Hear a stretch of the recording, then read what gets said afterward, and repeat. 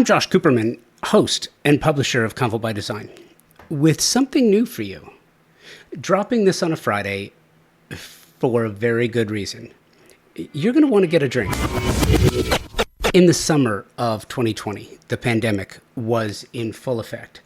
We were all locked in and trying to figure out what was going to happen next, right? You remember, you were doing the exact same thing. So besides the day drinking and looking up old friends on Facebook, I was trying to learn new ways to be socially engaged. On at least one occasion, John McClane, Eric Peterson, and I met via Zoom to share a few pops, tell stories. Basically, we were just hanging out on a Friday night. One of the things I did during the same time, was binge watch Drunk History, Dinner for Five, and Anthony Bourdain's Parts Unknown and No Reservations. Groundbreaking shows that I never seemed to be able to find time to watch before. I became enamored with the skill by which Anthony Bourdain found a complete language revolving around food and association to society. How Jon Favreau could take four celebrities and craft a vibrant tableau out of each of the stories shared around a table. How Derek Waters told stories through the honest interpretations of historical events through the drunken lens of comics woven together as a tapestry featuring some of the funniest people working in Hollywood. Amazing. Then, all of a sudden, it was over. Things opened up, like all at once, right? We all got busy, really busy. And I've been missing some of those evenings at the virtual bar. By the way, my virtual bar is called Big D Energy. Big Design Energy for my hip hop loving friends. Wouldn't want there to be any confusion. Don't get the wrong idea. So I got an idea that I have been toying with for about 2 years, and I finally got a chance to do it. And what better way to launch this than to reunite with John and Eric? This is Drinking About Design, featuring John McClane, who tells the stories of William Haynes. I'm also sharing an interesting story that you might find fascinating. Eric Peterson is talking about Al Beadle. You have probably never heard of Al Beadle. Well, you will now. This is just three friends getting together at a local virtual watering hole, talking a little shit and telling stories. And yes, this is a very different concept than the episodes of Convo by Design that you have heard in the past. We're drinking, and this episode, it carries the explicit label. If you are sensitive to salty language, you might want to delete this episode and move on to the next one. With that, I give you the first installment of Drinking About Design. I'm not totally sure how to set this up, so I'm just going to go ahead and throw it out there. And I was mentioning this before I hit record. So I think it was like right around the same time, 3 years ago, the three of us were on Zoom at the time trying to figure out what this Zoom thing was and how we're going to use it. But it was like a Friday night. It's like, hey, I'm home because everyone's home. Can't go out. You want to get together and drink for a while? It's like, yeah, I do. I really, really do. Let's do that. And I've not turned down a drink since myself. Right. But it is funny because people have definitely looked for ways to get away from doing the Zoom thing. And I totally get it. But I was thinking about our time together. I think we did it once, twice, a couple of times, maybe. I don't remember. It's all such a blur, to be honest with you. It is. And during that time, I spent so much time watching Drunk History, and just like, it was one of the things that actually saved me during the pandemic. It was one of those things, like that show, and just watching it, it made me laugh, and I loved it. I watched all 5 seasons of it. It was the greatest. And I've been like toying with this idea ever since. And I'm like, we do so much drinking at trade events and tell such great stories. And it's so much fun. And then we get home and it's like, then when I'm doing Convo by Design or we're having meetings with people, we get all serious again. And I thought, you know what? If we were in person, we would definitely be doing this. The three of us are in 3 different states, which is just crazy to me. But I thought, we still need to do this. So I started this idea. This concept is called Drinking About Design. Here's how it works. I get to hear you guys tell me great stories about some amazing creatives. And I prompted you. I gave you some individuals that I think you personally and professionally would identify with. And it's just fun for me because the more I started researching these guys, I'm like, oh, Eric and Jon, these guys are going to just crush it. You're going to love these guys. So the first thing I wanted to know is what you're drinking and why. And Eric, I'm going to throw it to you first. All right. Well, my architect is Al Beadle, who's an iconic architect in Arizona, and somebody certainly that I absolutely love and adore and would die if I could end up in one of his homes someday, personally. But so his funny story is, that he's while he lived in Arizona, he'd get together with a bunch of his architect buddies on every Sunday morning while his wife went to church, and he would sit there with them and drink his Bud Light Tall Boys. So I've got, and he would do it. He would drink a 6-pack. I've got my own 12-pack here, so I'm not sure I'm going to do that in an hour. But he would sit around with his buddy architects, and they would talk about architecture, and that was their religious moment and their church vibe every Sunday morning. And actually, I love that, and I think how fun that could have been, because I know a bunch of the guys that were his drinking buddies on those Sunday mornings. And I just think to be one of the guys in the room during that time must have been really cool. So that's what I'm doing. I love that. And I also love that you're throwing it down that Al Beadle was a lightweight just with the 6-pack, and you're gonna double his efforts. And I love that. Yeah, but he had a bunch of guys to share it. I cannot wait to hear more about Al Beadle. Jon, you've got quite the setup going on there. What are you throwing down today? Yeah, well, this is an ode and honor and homage to Mr. Billy William Haynes, who I somehow feel really connected to. So you've chosen a good one for me, actually, Josh, because I actually love William Haynes. I call him Billy, just so you know. Yeah. I don't know if you know him that well, but I do. So I call him Billy. And so we'll talk more about who he was, but who he was as a person was this fabulous entertainer. And so I felt if he were alive today, he would be hanging out with the Sex and the City gals, having a Cosmo, which is, by the way, my favorite drink because it looks very innocent. It looks very innocent. But inside of that is like, that much liquor, that much vodka, which is the way I am. I kind of hide myself behind that much vodka at all times. And then if you see, I figured he would have this hanging on his drink if he were alive today as well. So this is literally my ode to Billy Haynes. And I feel like if he were here with me, he would be toasting me with this cocktail right now on one of his cocktail tables, of course, right? Yeah, absolutely. Okay. So in that spirit, I am going with, it's a cocktail that I have called the Billy Haynes. Oh, this is the Billy Haynes. However, you stole my, oh my God. No. It's called the Billy Haynes. However, if you're in Los Angeles, it's known as a John McClane. And if you're in Arizona, it's known as an Eric Peterson. And if you're in Tulsa, it's known as the Josh Cooperman. Nobody's drinking this in Tulsa. Trust me. It is vodka cranberry. I went with Deep Eddy, but it's a vodka cranberry with a splash of black cherry spiked seltzer and a little lime. Okay, that's pretty fancy. Okay, all right. That sounds amazing. Did it involve a shaker at all? Did it involve a shaker, or was it? I don't get that fancy with it. I probably could have, but no. I am no so shaker. fancy with it that my husband, I complained about my hands getting cold. So he bought me a shaker that is so insulated that you can't even feel the ice on the inside of it. Wow. Of course he did. I know. I love it so much. That is amazing. I know. He is amazing. That is fantastic.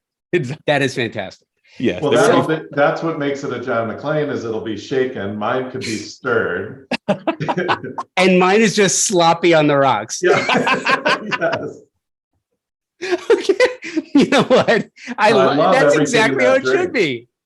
Yes. Are you guys that person at the table? Like, so when the waiter or the server comes around and they're like, "Are you done with that?" And there's like one sip left in the cocktail. I'm like, "No, I'm not done with that." And I'm like, Yes. and I literally drink down the last gulp before they try to steal it away from the table. Right?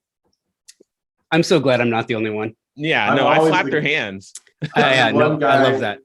I'm the one guy at the table that always has the sweet drink. And unfortunately, I always end up getting the drink that somehow comes with an umbrella. And I can't tell you how many times the server comes back to the table with all the drinks and puts my drink down in front of my wife, and she has to go, "That's his." Do you know what? Honestly, Eric, I think that life would be better if there were a few more umbrella drinks Yes. around the table. I really love do. Or maybe umbrella just a little man on the side of the drink. Maybe He just a counts. little, a little know man what? in a I'm not- bikini. That's fantastic. Did you get a whole set? Like, are they all different? They all have names on their butts, and so I get them for my friends, and that I way we love put it. we put them on their drinks, and that way we know whose cocktail is whose at a party. So, there was no Billy, but today I'm Mitch apparently. So there you go. Do you want us to start calling you Mitch? Yeah. Oh no, today Billy. Today Billy. Today Billy. So, you know what's interesting is I'm not going to tell you why necessarily I chose Billy for you, because I don't want to. He's a flaming homosexual with great taste. That's why you chose him. Okay, you're going to make me tell you. So no, I'm not going to. You know what? I'm not going to tell you. I'm going to save the story because I don't know if you're going to include it in what you're talking about. But here's the thing. And obviously, I didn't know Billy Haynes, right? But a very sensitive individual, a very creative individual, had a history in show business, did amazing things in design. He was also somewhat of a badass, was horrifically victimized, and not that you were, but it turned that into something absolutely extraordinary. And from what you and I have known each other a long time. And one of the things that I love about you is you are one of the most fluid and flexible creatives I know. You don't see problems. You only see opportunities. And I wish I was as positive as you are. I wish I had the ability to do that. And not knowing Billy Haynes, I kind of thought, those are some qualities, some characteristics that I see very, very similar in what I know about him and what I think about you.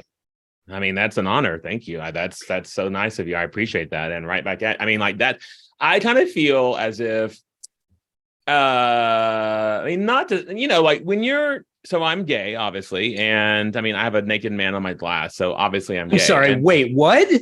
Yeah, newsflash, everybody. Newsflash, I'm gay. And so there's a gay interior designer in the world, which is I know it's so rare, right? And that never happens. Hold on. And so what I liked about Billy Haynes is that even during the time when he was a huge star, like massive, like with Metro-Goldwyn-Mayer. And so he had this big Hollywood career. But behind the scenes, everyone kind of knew who he was and kind of knew like, oh, okay, you have another lifestyle that you had let you live, but yet the world can't let you show that. I kind of, that's the part that I relate to him about, is because during the first few years of my career, I didn't really express truly to clients who I was and that I had a husband and that I had this other, personal life. I didn't really do that. And I felt bad that I didn't, because the minute I did, everything changed. Everything was so different. Everything was so much more personable. Clients knew who I was, and I was able to relate to them differently. And, they were able to relate to me differently. So it was like a switch was turned on. And I think the same thing happened to him, when he was in this horrible place in his life, when he was this big movie star. And then all of a sudden, did you know that he did a film called, I think, Wild Wild West or Wild West or something, where he kind of played a gay character, and they called him a pansy in the movie, and then suddenly the world saw him differently. So he was like this flamboyant character, and all the people watching the movie were like, wait, this isn't William Haynes that we know. This isn't this like, sexy, studly Hollywood star that we know. And then so they turned on him. They left him out in the cold.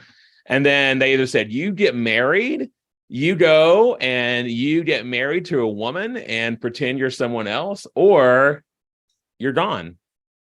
Guess what he did? He left. Yeah. So his whole life changed in a lot of ways, and for good, for better, and for worse. Like, I think mostly for better. For the better for all of us who love design, because I've always loved his designs, and his design still resonates today. Honestly, it's still around now, and his furniture and his lighting and everything is still around for everybody to enjoy, which I think is so fabulous. But as a person, I'm just like, wow, what a stance you took at that point. And then he was actually arrested at a gay bar as well. He was part of a like sort of infiltration of police at a gay bar, where he was arrested, and just for being yourself. And so for me, people like that, there's so many people who lay the groundwork for the gay community to be who we are and to be authentically ourselves. And I feel that his story is not even out there as much as it really should be. Like, there's Stonewall and all the things there, but there's obviously people in the 30s and 40s who did just as much. And he had a horrible situation, which we can talk about whenever you're ready. But even worse than that situation happened to him once he actually, left the Hollywood industry and the acting field and everything. But yeah, interesting guy, like super, super talented, super interesting, and sort of forged his own path, which I think is the way to go. And, we're all entrepreneurs, all three of us. So we all get it. We all understand the benefits of sort of making your own pathway in life, right? Yeah. So I want to talk about the work and sort of what you love about it, and what you find so interesting about it, and other stories. But before we do that, I want to, and Eric, I think you may find this interesting if you don't already know it. Jon, when you're talking about what happened to him, this particular situation, I'm curious, are you talking about Manhattan Beach? Yes. Okay. So Manhattan Beach is home for me.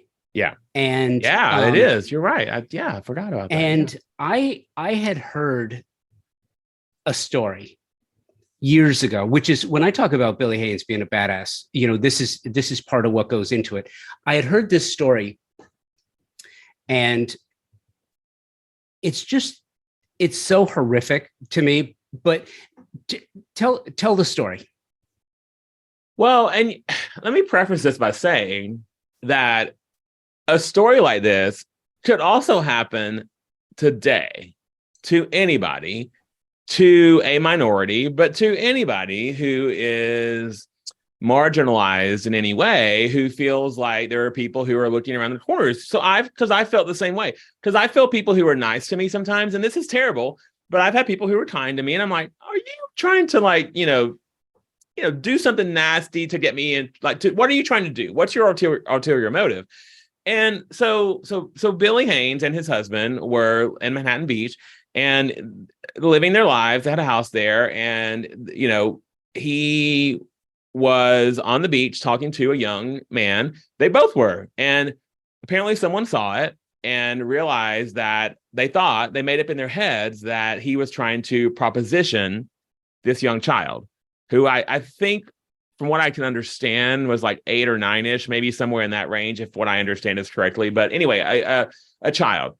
So this person who saw this went on a rampage with the entire community of Manhattan Beach to rally, and basically came to their house, kind of with torches, saying like, get out of here, get the hell out of our neighborhood. You are trying to corrupt our kids. You're trying to molest our kids. You're trying to cause all these problems. And the kid, turns out, it goes to trial. Turns out that the kid couldn't recognize the person that they're saying that he was talking to, that they did this to, couldn't even pinpoint who they were saying. So the charges were dropped. So it never really happened. So his life went on, and he became, much bigger and better because of that. But it couldn't have totally turned in a different direction to where he would have been marginalized even worse than what he was at the time. So how funny and how sad and how just almost detrimental to his career that one person's perception of another person's lifestyle, and at the time, of course, and then even now, being gay and being who you are is not as easily accepted as with a lot of people.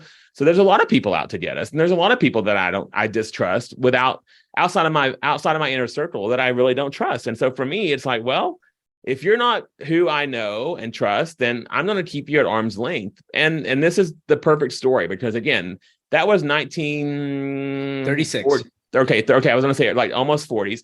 So like on late 30s. So, and here we are now. It could totally happen in 2023. I promise you it could. And there was just the guy who was dancing to Beyonce outside of the convenience store in Brooklyn who got, he got attacked. And so for being yourself, sometimes you get penalized in life. And so for Billy Haynes to come back from that and be like, no, I didn't do anything. I'm just a human being. I'm just being myself. And, there was no charges against him. And he went on to become even bigger and better in his design career than he ever was before after that point. But there's always people out to, there's always the negative people out there who are ready to attack, I guess. And that's the part that I can't let go from that story. Now, I had heard some additional detail to that, which I think you may find interesting. And there's a denouement to it, which is what really reminds me of you and why I thought this was such a perfect match. And by the way, I will, as I continue to dig on that story, I will post in the show notes links to the story where people can actually go and dig deeper if you want to. It's very really interesting. It's very, very interesting. Yeah, it really is. So the mob that came after him wasn't a group of El Porto or Manhattan Beach citizens. It was actually the KKK.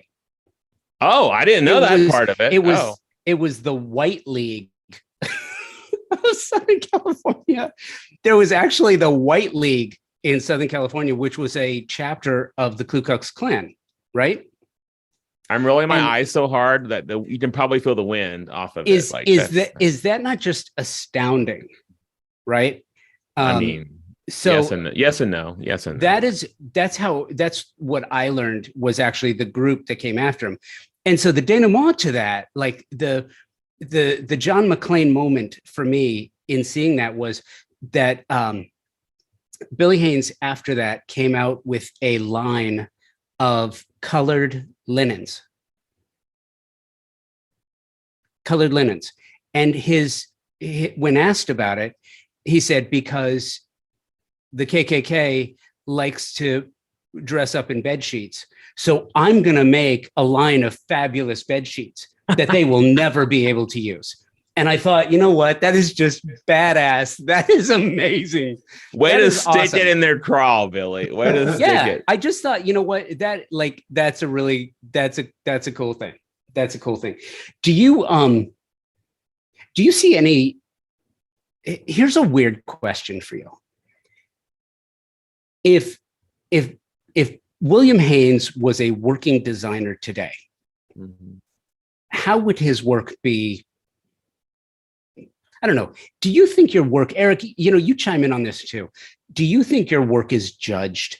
Like, is it judged? Is it evaluated? You're creatives. Your work winds up in the pages of magazines. It winds up in the trades. Do you feel that you're judged by the work you do. Do you embrace that? Do you worry about it? Is it something that causes you stress? And if, how would his work be viewed today?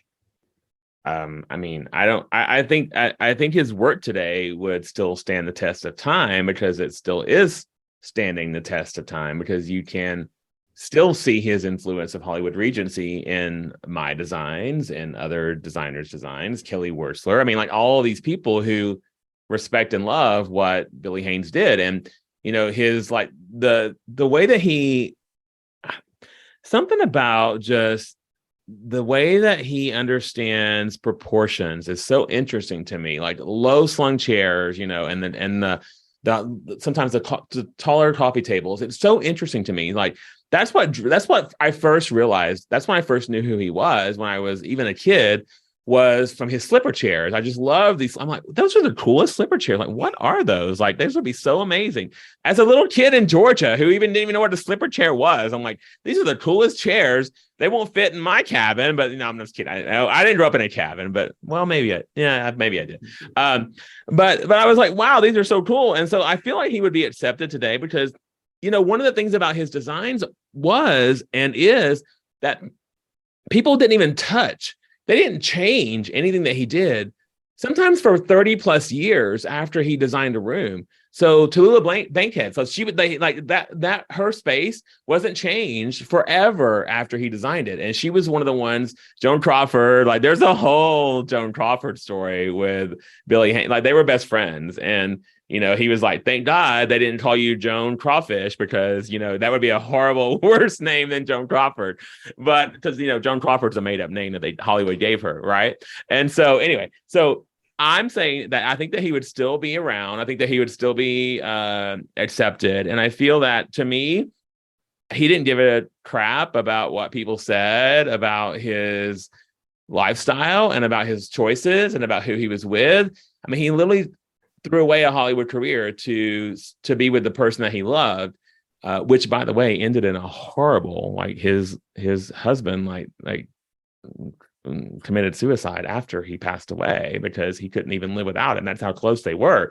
Yeah. And to me, it's like, wow, like you have such a lasting imprint on the design world. So I feel like I don't really worry about what people say about, I mean, Eric, you can talk too as well, but I don't really worry about what people say about, there's always someone with opinion, they're like a certain part of the body. We all have one. And so I think that I don't really care what people say anymore, because I'm confident in what I do, and I'm confident in what my talents. I'm confident in why I did it, and I'm confident that I did it for the client. And I think that's why we do what we do, is for that client, not for the world as a whole, because everybody can sit and judge behind their computer monitor and say whatever the hell they want to say about what they're seeing. But are they really? They don't know the reasoning why behind. They don't know that was their grandmother's chest that we put into that room because they loved it so much, and their grandmother just passed away. Even though it may not be the most beautiful piece, that has sentimental value. So without knowing the reasoning behind things, I think people are quick to judge in society, and especially in what we do, which is such a visual industry. Yeah, I completely agree with that. I mean, we're constantly judged. I mean, we're judged not only by our own profession, but we are judged by, because our projects are so public, they do become something that everybody thinks that they could give their opinion now, especially with social media. They all think that they could provide this input. And so, on our custom home side, because we are doing ultra rich, we're doing mega mansions that they call it now. Look at, Richard Landry continually gets said, oh, look at he's the mega mansion, architect for all the superstars. We get caught up in that as well. If I go to the architects, American Institute of Architects, AIA things, the other architects kind of, oh, you do luxury homes. Oh, yeah, thanks. We don't want to talk to you. It's not looked upon as real architecture, why should anybody have to have a 30 or 40,000 square foot house. We as architects shouldn't ever do those. We should turn those away. That's disgusting. So there's that aspect of it, right? But I've been making a living at it for 20 years. We've won awards. We've been published. I think every single house that I've ever designed has been featured in some magazine somewhere, which I'm completely honored and blessed to have that occur.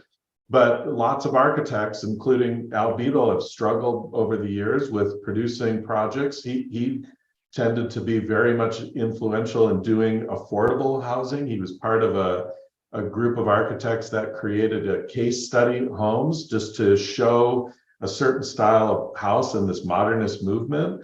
The most famous one being the one that is pictured behind me. And I think it's just we put our artwork out there, and it's different from an artist that has an art piece that hangs on a wall. These are occupiable pieces of art, and they influence the communities that we're in. And so the other part of our business is hospitality business. So that absolutely impacts. I mean, people write specific descriptions both on things like Yelp but also when hotels open, that they get critically reviewed and they get stars, and those things are important to hoteliers. So everything we do is very important to the end result. And if people come, and sometimes you could create a big buzz, like something like Kelly Wearstler or Martin Lawrence Bullard might do, that creates like a real wow, and then everybody wants to go see it. Rather than just doing something that's more quiet and nobody talks about. Don't you find that the more maybe I'm wrong, but I find that the more times that I'm true to myself, that I'm true to the vision that I had in my head, the more attention it gets, the more people are interested in it, the more Absolutely. It's like, wow, what is that? Yeah. All right. I think Al Beadle was important to do that too. I mean, he was somebody that just said, I'm going to recreate what a house is. He kind of took what Mies van der Rohe was doing and Frank Lloyd Wright was doing and sort of merged those two things together and created a style that was unique. And on that note, here's what I want to do. I need a refill, and I was not as industrious as you guys to have your refills with you. So talk amongst yourselves. I'll be right back.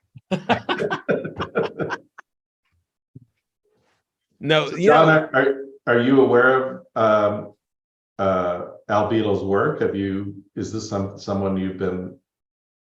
No, I'm not actually. I'm not. No. So tell me a little bit about, like, if you were to encapsulate it into, like a elevator pitch, obviously I can see the aesthetics, but if you were to, I think he's a modernist, but I don't know exactly what you would say his style was or his aesthetic was.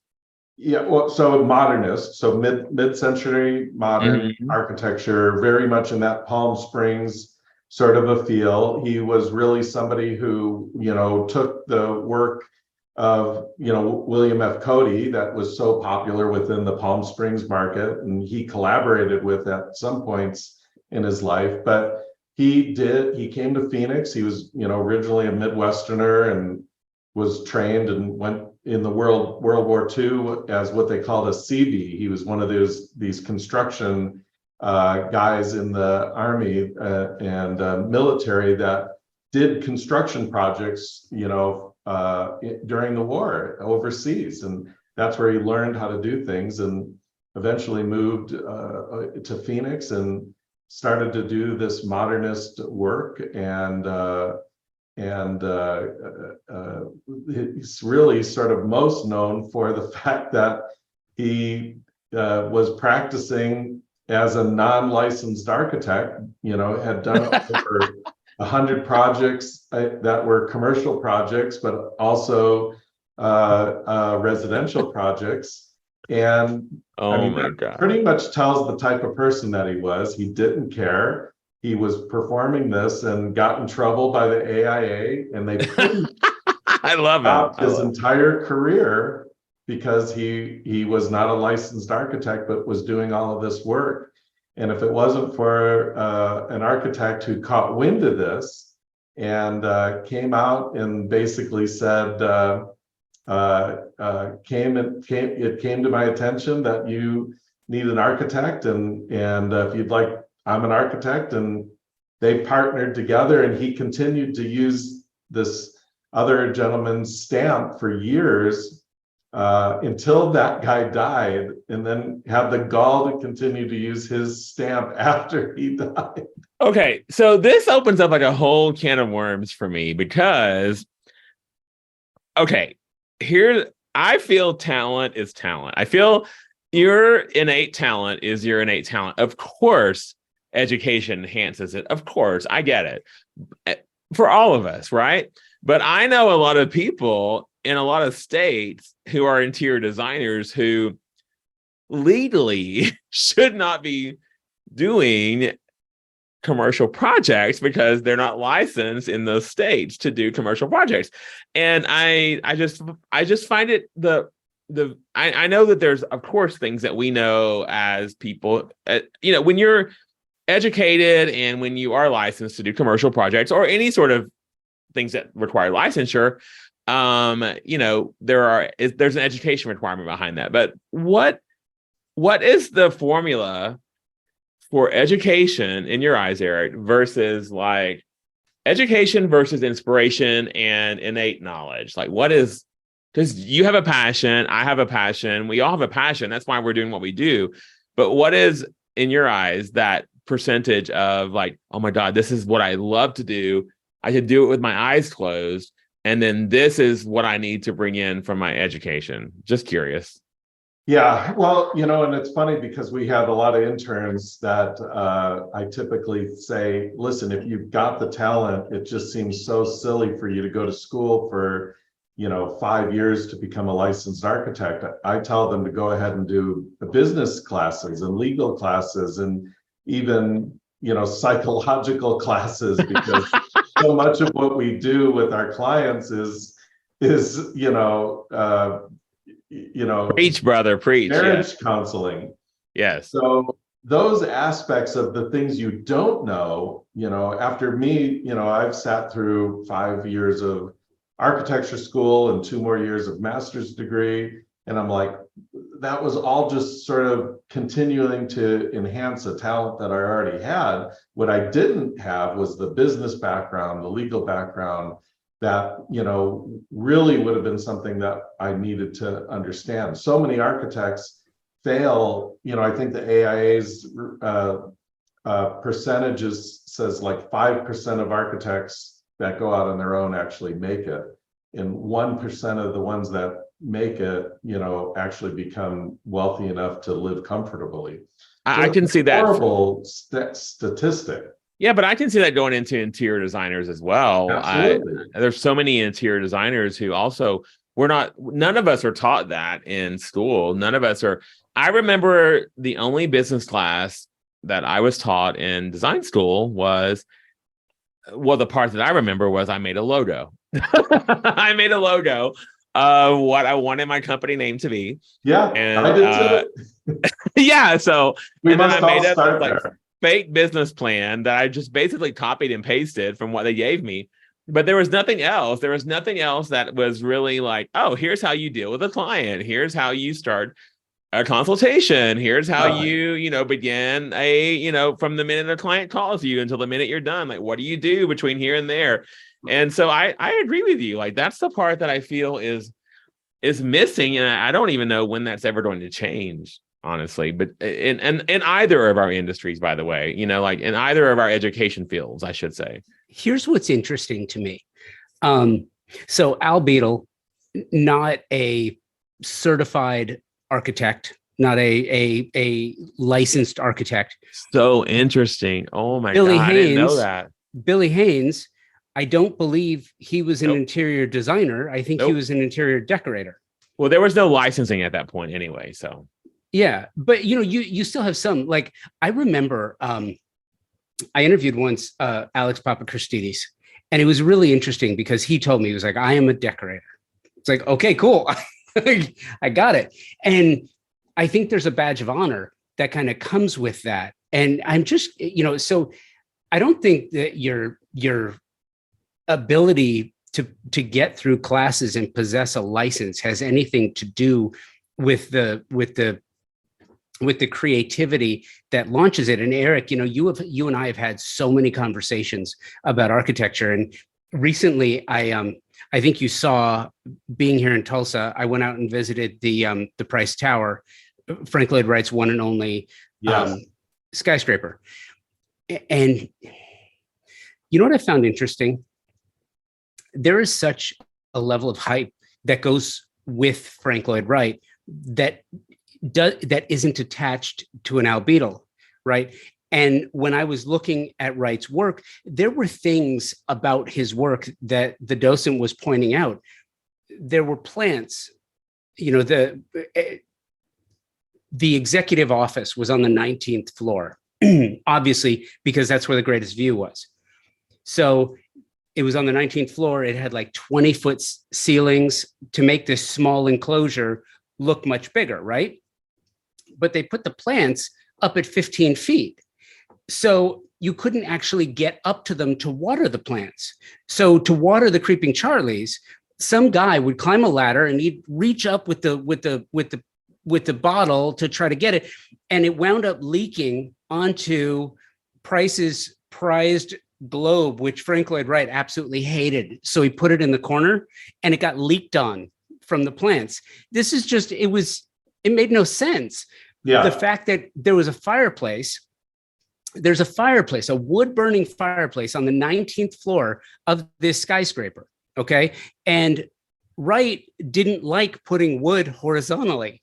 So he put the wood vertically, and only later understood that, yeah, you kind of need a screen, because as the wood burns, it falls down.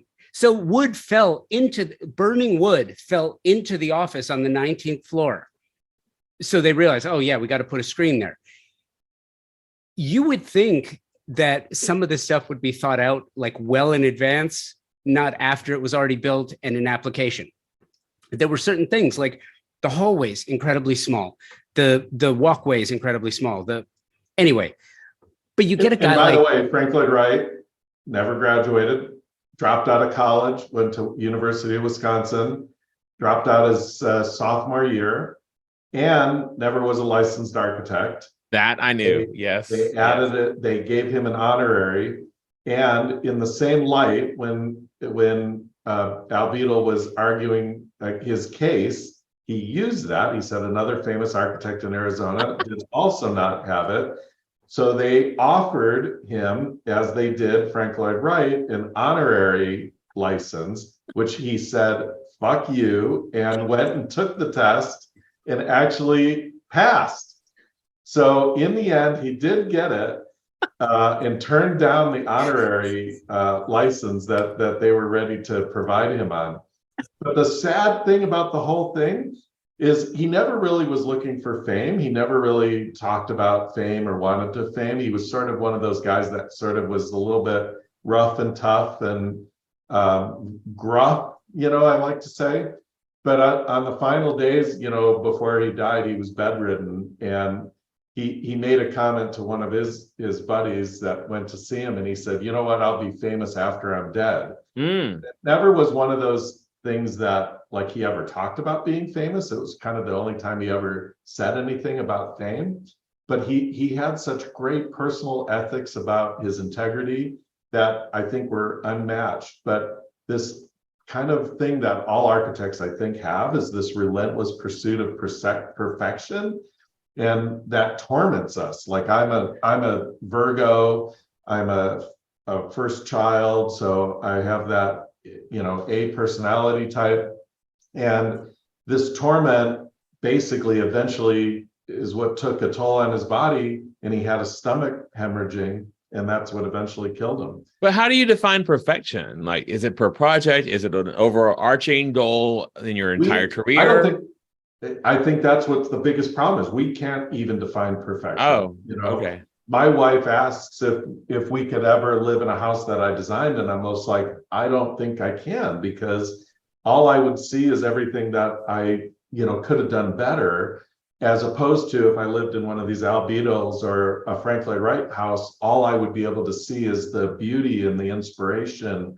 But yet, I'm sure Al Beadle went into this house and would be like, I did that wrong, I did that wrong, I did that wrong. It's Yeah, just of course. struggle that I think we have as artists and especially as architects, that there's always, we struggle to put the pencil down sometimes, sometimes you just have to go, yeah, but I can make it that much more better. And it's just like, you got to stop. I think it's the details. I think that we see so many minute details in everything that we do in the creative industry, in the creative fields. And so that it's our job to know all of the opportunities and all of the, options for clients. And so when we do it for ourselves, we're like, oh shit, like what did I miss? Like what, because I've told my husband this, both of you listen to this. I've told my husband this. He's like, oh, let's have a dinner party. I'm like, okay, it's not just having a dinner party. It's like they're gonna come over with a big magnifying glass as big as their head, and they're gonna walk into our house and they're gonna look at everything that I did, and every mirror and every light fixture and every corner of every molding in the trim piece in the room, and ask why I did it and how it came about. And he's like, no, they won't. I said, yes, they will. And what happens? They always do, right? Every time. So I feel like we put this sort of like seal of approval. If we do something and we present it to the world, there's this like stamp of approval on it from us as the professional to say, wait a minute. So what? I'm calling bullshit on that for 1 second because I'm with him. Well, wait, no, here's the thing. I agree with you. You're right. Okay. And in my case, it's so funny. So I get emails all the time. Like, look, I'm a really good editor, right? And I consider myself a good interviewer. And sometimes I leave. By the way, you are very much. I appreciate that. Sometimes I leave things in interviews that others might take out, and I leave them in because they're germane to the conversation, and they further the story or the personality of the person with whom I'm speaking. So I'll include them, and I will get emails like, there's a non sequitur here, or there's a this or that. And so I understand where you're coming from. I totally get it. At the same time, when we talk, and here's what I find so interesting, when we talk about a Billy Haynes or an Al Beadle, we're talking about, the fuck you response to the social media criticism. Do you know what I mean? Like, one of the things that I love doing on the show that I started doing probably 5 years ago is I'll talk to a designer or an architect, and then we'll go through some of their work. And that's me not being the expert. That's me just saying, hey, why'd you do this? Why did you do that? Why'd you do this instead of that? Why did you go in this direction? Why did you put that there? Why did you? Just because I'm still curious. I kind of feel like the day that I'm not curious anymore, the day that I become perfect at what I do, the day that I become completely proficient and perfect and I get everything right, is the day I should probably go do something else, because that's just completely boring. But Eric, you're building structures that people live in and work in. I get it. You can't make mistakes. Jon, same with you. Like, people live here and they have their friends come over, and that your clients' friends are all, the fuckery of it all is that there's going to be criticism of it all the time. Yeah. Right. And so I get that exists. How do you get beyond that? Where's the balance? There comes a point in your life and in your career when you just keep drinking. I'm sorry, when you just no, when you almost made vodka come out my nose, man. Don't do that. There comes a point when you only have so many fucks to give. And then when you run out of those fucks, there are no more fucks left to give. And so at some point, I do a lot of coaching with like younger designers and people who are just starting out. And I'm like, listen, I know like you're starting out, like it's gonna be rough. Like you're gonna be worried about what everyone says.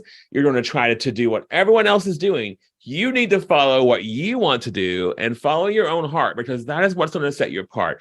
It sounds cheesy, but it's really true. It's why Eric has a background for the person that he's speaking about tonight. It's why we all have, these people that we look up to, is because they have set outside of the norm. They're not like putting like, the Joanna Gaines of the world. They're not like throwing out all the same shit out on, they're not like doing the same thing over and over and over. It's interesting things, and I feel like that the people who are, sort of interrupting the world of design and interrupting the world of architecture and like making it like, oh God, what is that? Like, that is so cool. That is what we have to stand behind. So I don't know. I don't really care anymore. Like, I think it comes with age, and I think it comes with like, I don't know, like maybe a sense of accomplishment too. Maybe, Eric, maybe that's what it is too. Like maybe like, we've been in magazines too, and all the awards and all the BS stuff too. But also too, like behind that is like a lot of happy clients, right? Like there's a lot of happy clients behind that who can say, I love my house. Like we did a client's house. Let me tell you, it's a 10-second story. Okay. We did a client's house, and she had this entryway, and she said, I could never figure out what to do with this entryway. And so we designed it. And so my lead designer and I, we were like, oh my God, this feels like the Statue of Liberty and like the arches as you enter. And so we put this mosaic tile on that. And she was like, oh my God, that's how all my ancestors entered the United States. And we're like, we didn't know she's Jewish. We didn't know any of that. And so like the fact that she found this relationship to, what we saw in her space visually, she found it in like this passionate way. That's the true beauty of design. I mean, I feel. One of my favorite stories that goes along with that, and I think that sums it all up about the clients, is when I worked at Taliesin Architects, we were privileged to go visit a bunch of homes, and there's a home he did in California, and the original owner was still living there. She was in her 90s, and she was a ballet dancer, and she told Wright, when she commissioned him to do the house, that she wanted a house she felt like she could dance in the rest of her life, every day the rest of her life. Oh. And then she told us, oh my God, I have goosebumps. She goes, and to this day, I feel like dancing in this house. In like, you just well up, gorgeous goosebumps. And I said, that's what I want to do. Amazing. And so when I present that plan, and I'm sitting there going, this design, and I see the clients well up in tears. I've had clients on the very first time go cry and say, that's exactly what I wanted. I can't, I've had clients that got cancer during the design process and are still alive today, 15 years later, because one of them would call me every month and tell me how much he loved his house and that it saved his life. Wow. Those stories, that does it for me. That proves that I've done what I've been here to do, and I enjoy what I do every day. And I have to get past the fact that I might not think everything was executed absolutely perfectly, because I made that client cry, and I made them so happy the rest of their life, because they feel like they have something that was, a piece of art that they could live in, that they can enjoy every single day of their life. And with social media now, it's even so much more beautiful, because I could watch my clients post pictures every single day, enjoying their home and sharing it with their friends. It's the greatest job ever. I think when a client has the same pride of their finished product that we have of their finished product, that surpasses to me all paychecks, all invoices, anything that I've gotten from that whatsoever. It is like, wow, like that you got it. Like we're on the same page. That's amazing. So I feel you. Very well said, Eric. Very well said. Very well I'm said. curious. So, Eric, what is Al Beadle's legacy? Why? I get the why don't more people know of him? I get it, but what is the legacy? What is the what has been done that is sort of the outcropping of what he started? What was different about his design, and what is the lasting impact of an Al Beadle designed project?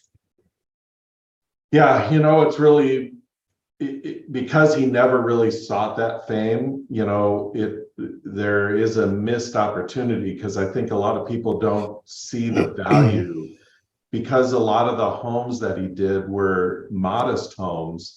When these lots come up for sale, they don't see the value in the architecture that's there. They're very simple homes. They're kind of like in this grid kind of a thing. So for us architects, we're completely like in love with it. Every architect living in Phoenix, when any of these homes that he has comes up for sale, every architect goes crazy to try to buy it. But that's it. If we miss the opportunity and a developer buys it, it's torn down in a heartbeat. Nobody even bats an eye except the architects standing around the corner crying.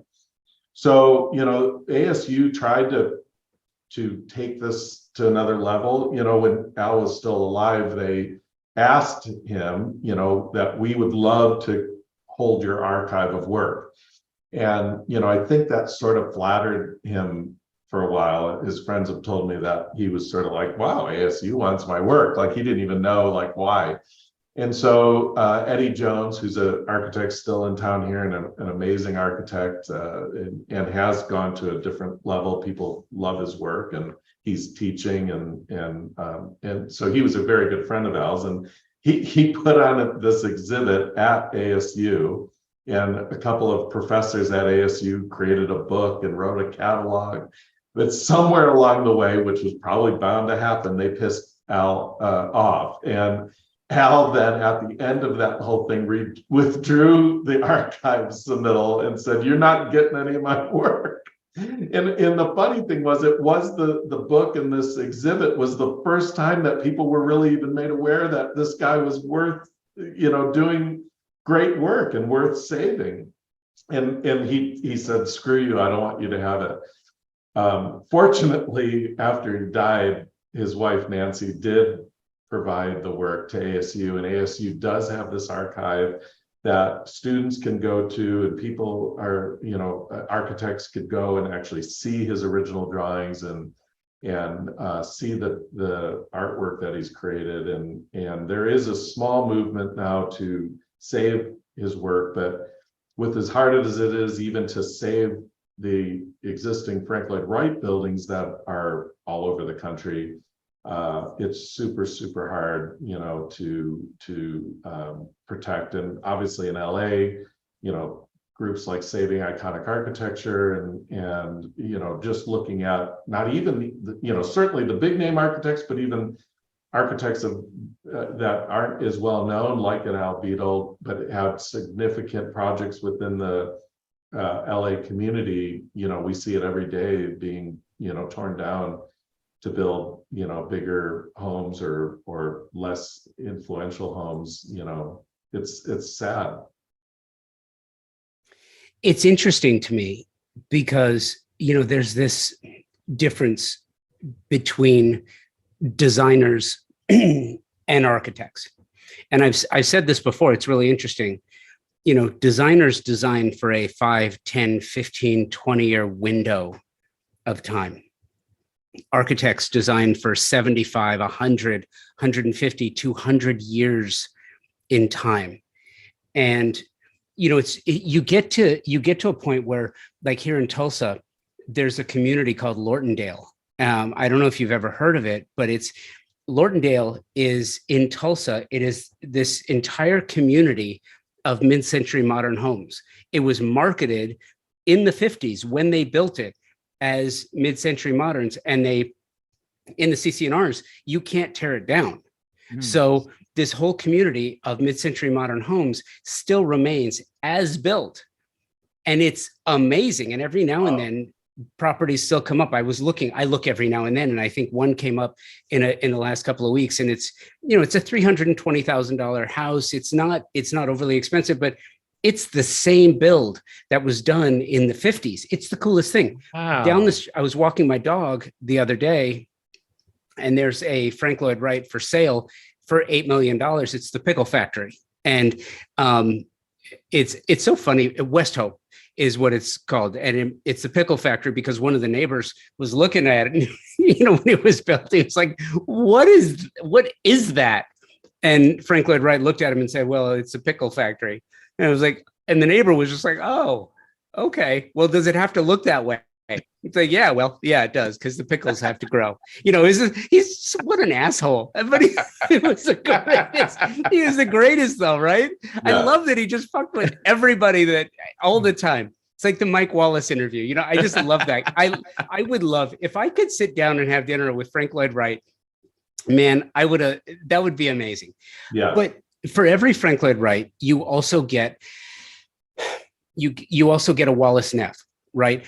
Who at the end of his life, after building these incredible Spanish revivals, decided that the bubble house was going to be what was going to solve the housing problem for the GIs. It was like, this is going to solve a problem. It turns out it wasn't the right idea. And he died in the last one, right? Like his bubble house in Pasadena is the last one that remains. But what a great idea. What a brilliant thought. So a guy like Al Beadle, right? These modern, mid-century modern design, the low slung, the just the cool look, the cool vibe, everything you need and nothing you don't. I have to feel like there are more architects now who look at that kind of thing outside of definitely in the flyover states, like outside of LA, New York, Chicago, Atlanta, Boston, Miami, Denver, Seattle, San Francisco, outside of these markets, right? When you get into Tulsa and Kansas City and St. Louis and all of the Indianapolis and all of these other cities where design and architecture are now, is it fair to say, do you think that it's more appreciated in some of these other cities? Eric, you've developed, and I love this, you've developed this specialty, right? With clubs and clubhouses and hospitality. It's almost like, if I had to define it, I would say it's where the rubber meets the road. It's not where you live, but it's where you enjoy. Is that, and what's being asked of you is to create an experience. And that almost feels like what architecture is supposed to be. And that seems to be what like an Al Beadle was looking for in his residential architecture. Fair? Yeah. The reason that we're being asked to do the clubs and the restaurants that we're doing is because a lot of them now are looking for a more residential feel, and so I think the blend between the two sides of things that we do, the homes that we're doing want to feel like the resorts we're doing, and the resorts we're doing want to have that aspect of the homes we're doing. When we do a 40,000 square foot house, it has every aspect of, most of the time what a client's saying is, we went to this, Amman resort in, wherever they were in the world, and they want that feeling every single day in their home. And that's because the resorts they're not creating a commercial experience of, they're creating a home-like experience, a comforting experience, and they're creating that in the environment. The Ritz-Carlton used to have the motto, like, no matter where you are in the world, you're at the Ritz, because it was white marble and gold fixtures, and you could just open your eyes and you'd go, oh, I'm at a Ritz-Carlton, but you had no clue where in the world you were. That whole sensibility of hospitality has changed now. They want you to feel wherever you wake up in their hotel like you're in that environment. You're in Paris, you're in Tokyo, you're in the Philippines, and you should have all of the aspects of that culture surrounding you in a home-like environment. And so, we use that same philosophy in the homes that we do. We don't want to just create a white box that anywhere, and when we do something in Tulsa and LA and Arizona, they're totally different. The sun, the shadows, the light qualities, the temperate weather changes. You have to design this house, behind me here. You don't put that in Chicago, right? It just doesn't work. So understanding that sensibility and knowing to put the right thing that responds to the right environment in the right place, not only enhances the livability of that house and the sustainability of that house, just in being able to survive past, 2 generations, because it was designed right, and everybody who stays in that house will understand why it's so successful, because it works. And on that note, final words.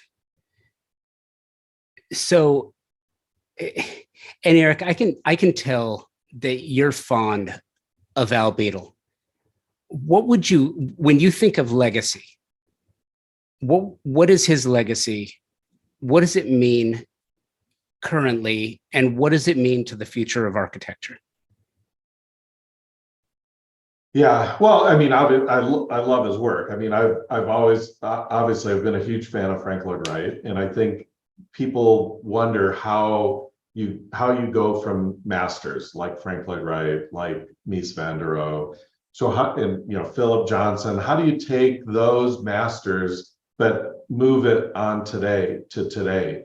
And a lot of times when the schools teach these great masters, a lot of the students feel like, oh, well, we'll copy that same work. But it's not in copying, it's understanding the essence of each one of these master designers and then applying it to today. We just redid the Biltmore Hotel in Phoenix, which was a Albert Chase MacArthur, Frank Lloyd Wright project. Albert MacArthur was a working architect originally in Frank Lloyd Wright's Oak Books studio. So he learned from Frank Lloyd Wright and then went on to be his own architect, and then brought Wright in on as a consultant. And I think now, me coming onto that project, I don't want to just copy what Frank Lloyd Wright did. I need to think like Frank Lloyd Wright and go, what if Frank Lloyd Wright was alive today?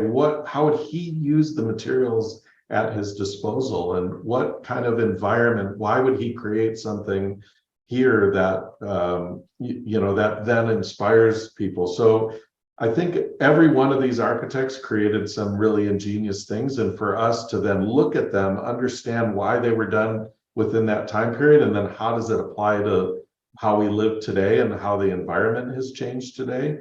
I think that's what we all have to look for. And it's these architects, these geniuses who went outside and created a real American architecture that was not copied or influenced at all by Greek or French or English, Tudor, and all of the styles that were being done at the time, and just copied, but really created something that's truly American and that goes in transitions over time.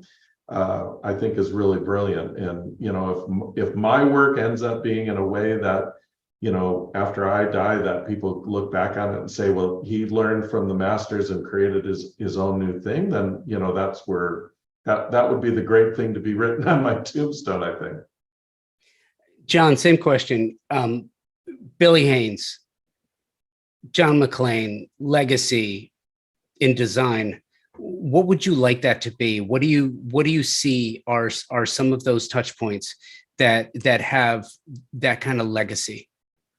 I feel that exactly what Eric said. You have to pay homage to history in the past, but those design and architecture isn't that old. I mean, as far as we know it as a society, and as far as we know it as our modern time. So for us to take those things and reinvent them now is really important. And so for me, the authenticity of ourselves is critical to that. And what I learned from Billy Haynes is like, be yourself, listen to your heart, listen to what your brain tells you, listen to what your heart tells you, listen to what is not the norm, but maybe it's a little quirky and a little outside the box and a little different. Because this man, so Billy Haynes was this guy who, he was outspoken in his personal life, but in society, he couldn't be. So in his private life, he was this outspoken gay man, married